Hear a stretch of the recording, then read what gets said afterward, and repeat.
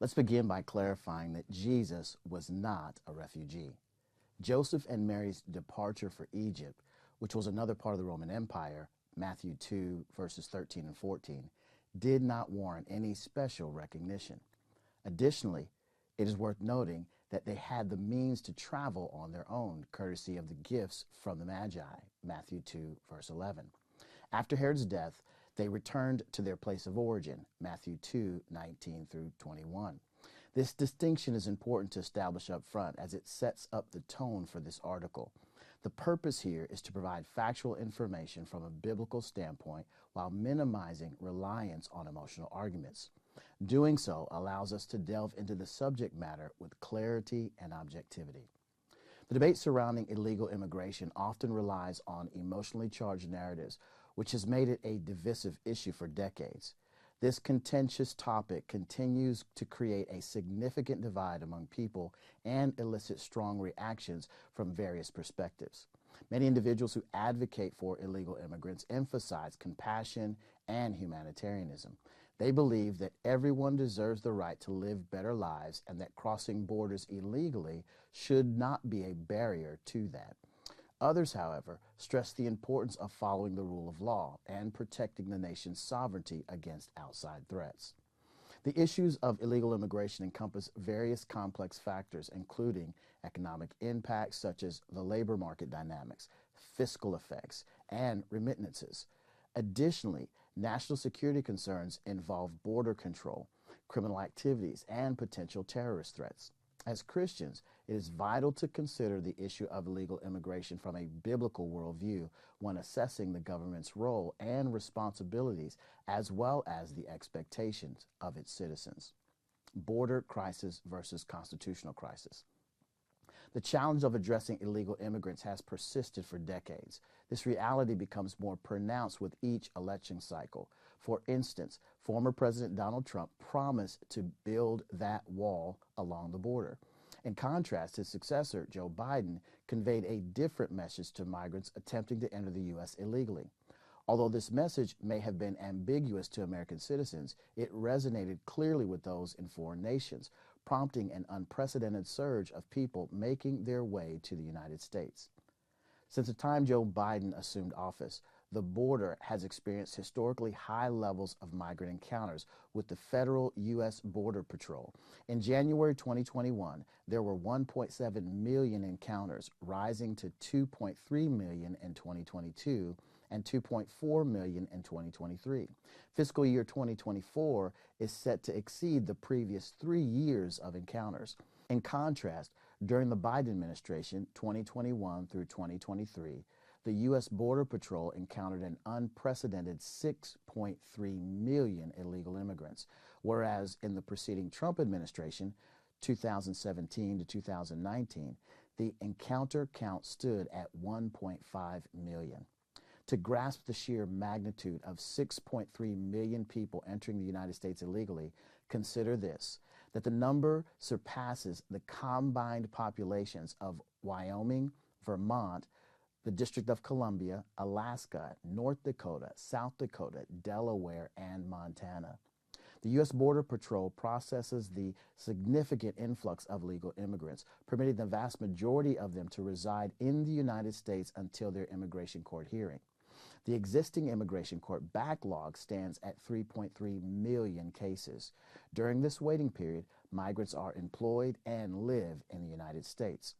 In an effort to reduce the number of illegal immigrants crossing the border, Texas Governor Greg Abbott directed the Texas National Guard to strategically position concertina wire in key border areas.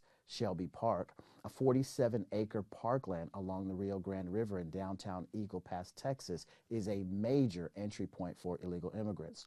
So, in October 2023, Governor Abbott instructed the Texas National Guard to place 70,000 rolls of concertina wire there. Tensions escalated between Texas State Governor Abbott and Federal Border Patrol as the agents began cutting the concertina wires, claiming it hindered their movement and ability to assist migrants in distress. The state of Texas fought back, bringing a lawsuit to federal court and sparking a debate on state sovereignty versus federal intervention. The Supreme Court ultimately ruled in favor of the federal government, affirming federal agents' access to Shelby Park.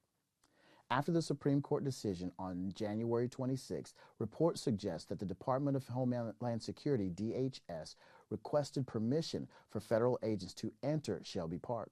The request was denied, and Governor Abbott responded in a statement writing, quote, "Under President Biden's lawless border policies, more than 6 million illegal immigrants have crossed our southern border in just 3 years.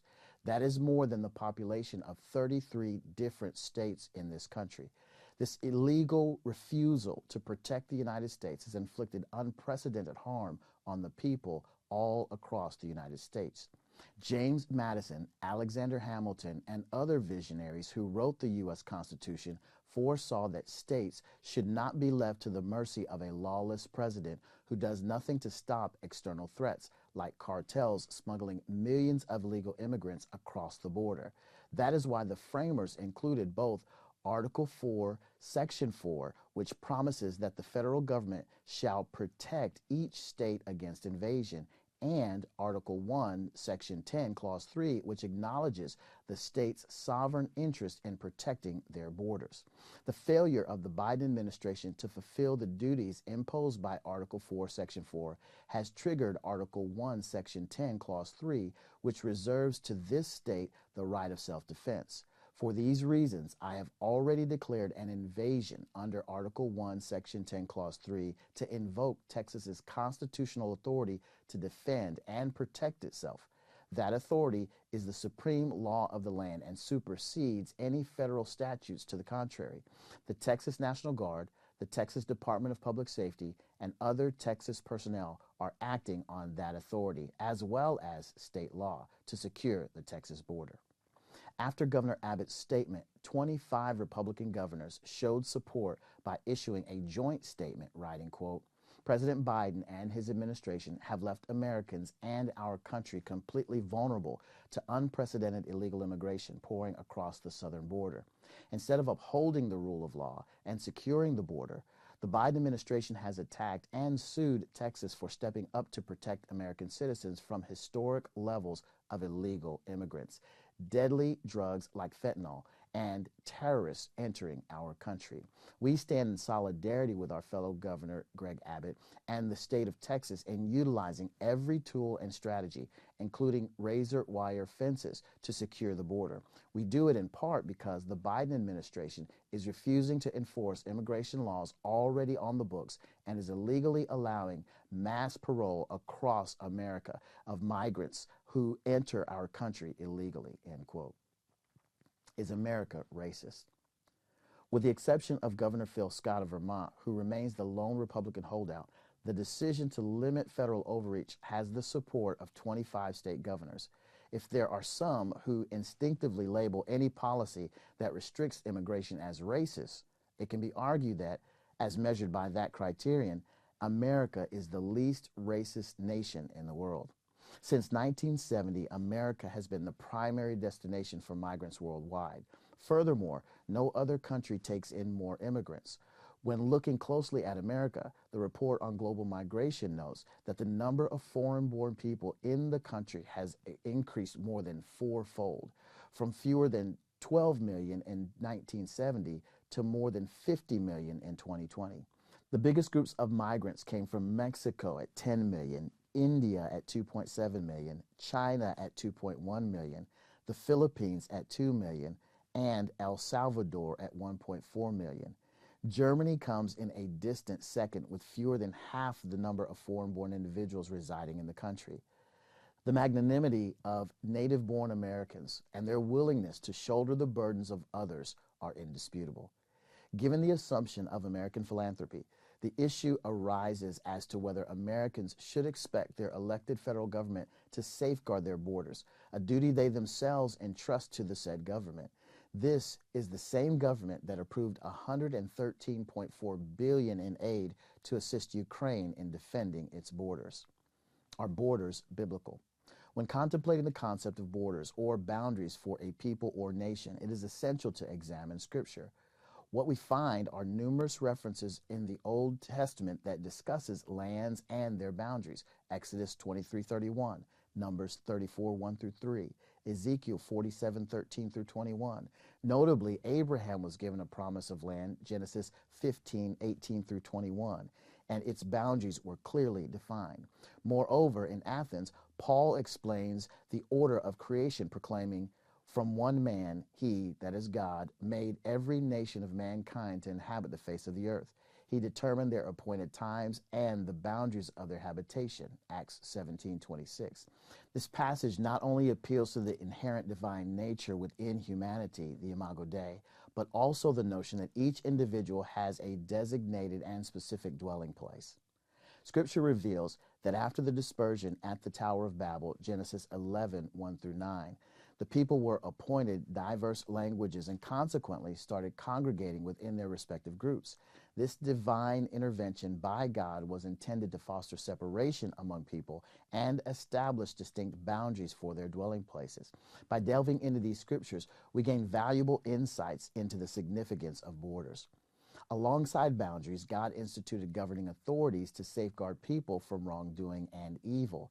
These authorities serve as a protective shield, ensuring the well-being and security of the people. Paul writes, "Let every person be subject to the governing authorities, for there is no authority except from God, and those that exist have been instituted by God. Therefore, whoever resists the authorities resists what God has appointed, and those who resist will incur the judgment." Romans 13:1 and 2. A failure of epic proportions. Considering that the purpose of government is to safeguard its citizens, the Biden administration has exhibited a failure of epic proportions.